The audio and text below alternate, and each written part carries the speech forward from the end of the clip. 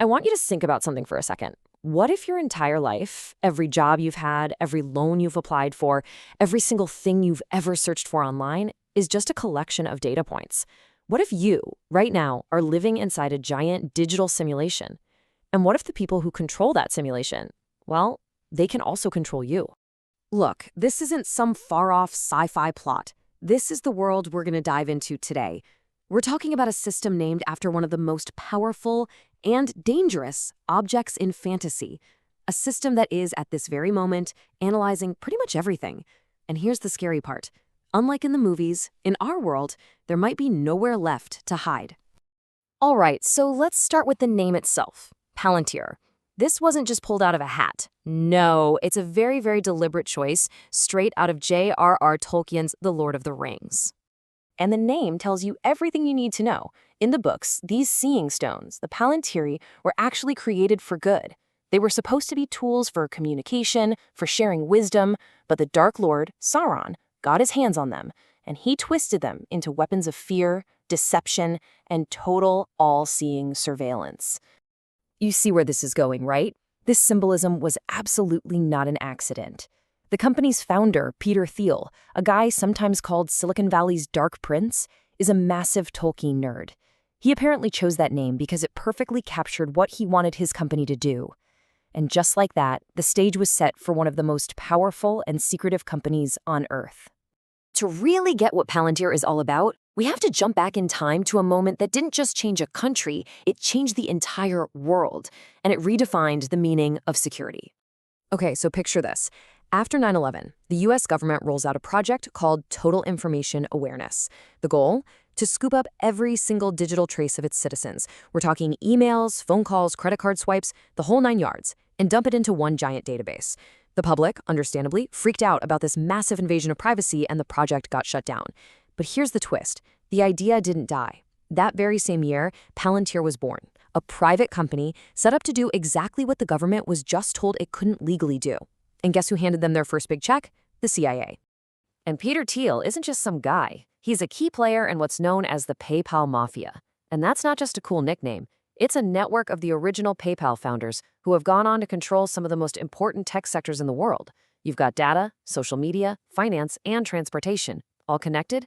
Is that just a coincidence? Well, the source material we're looking at seems to suggest you should decide that for yourself. So Palantir had a mission: solve the problem of data overload.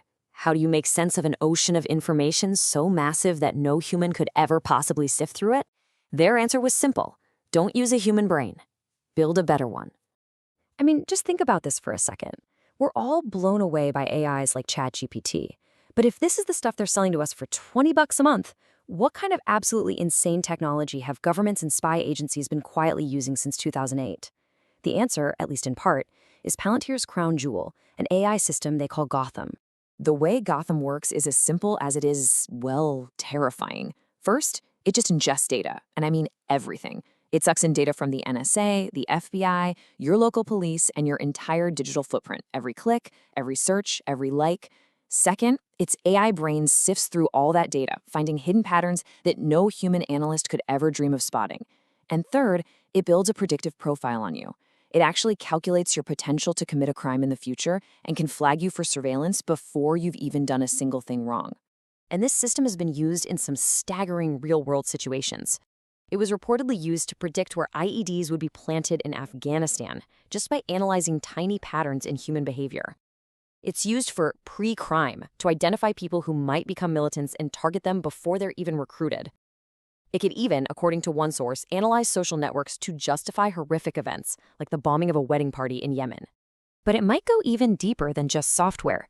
The source we're examining makes a pretty shocking claim that since 2008 Intel chips and since 2013 AMD chips have a tiny secret microprocessor inside them, one that can allegedly monitor everything you do at the hardware level, completely bypassing your firewalls and feeding that data straight back into the system.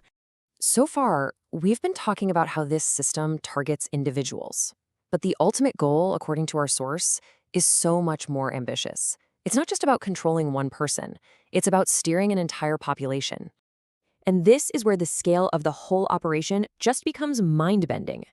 What happens when you aim this incredible analytical power not at a person, but at a whole country? You create what's called a digital twin. Imagine a perfect one-to-one virtual copy of an entire country, say Germany or Turkey, running on a computer. But it's not empty. This simulation is populated with digital copies of every single citizen, each one programmed with all their real-world data to think, act, and react just like the real person would. Inside this digital sandbox, you can run any experiment you want. You can trigger a virtual stock market crash and watch how the population panics. You can launch a simulated political scandal and see exactly how outrage spreads through the social network. You can run thousands of these what-if scenarios over and over until the AI finds the perfect recipe, the exact crisis at the exact time to nudge the real-world population exactly where you want them to go. And if you think this sounds like science fiction, just remember, we've already seen the beta tests of this technology out in the wild. The whole Cambridge Analytica scandal, that was Palantir processing 50 million Facebook profiles to create targeted propaganda that helped swing the 2016 US election. And even before that, Facebook ran its own secret study where it proved it could actually change the emotions of almost 700,000 users just by messing with their news feeds. Okay, I know, this all sounds enormous, maybe even unstoppable. But this whole massive, complicated system has one critical flaw. It relies on one single thing: your participation. The system's biggest vulnerability is that it can only influence you if you're plugged in. It needs you to engage with it, to react to it, to play the game it's created for you. Your attention is the fuel that powers this entire machine. The whole thing works by creating crises, scandals, and conflicts. All of it is manufactured outrage designed to grab your focus and keep you reacting in predictable ways. Every single moment you spend arguing with bots or doom scrolling through negative news, you are literally feeding the machine. So how do you break free? Well, the most powerful act of resistance is actually incredibly simple. Just disengage. Delete the apps that make you anxious and angry. Stop consuming the news that's engineered to make you feel helpless. And take all that energy you are spending online and redirect it into the real world. Build something. Create something. Go help someone in your community. Your real power is in where you choose to put your attention.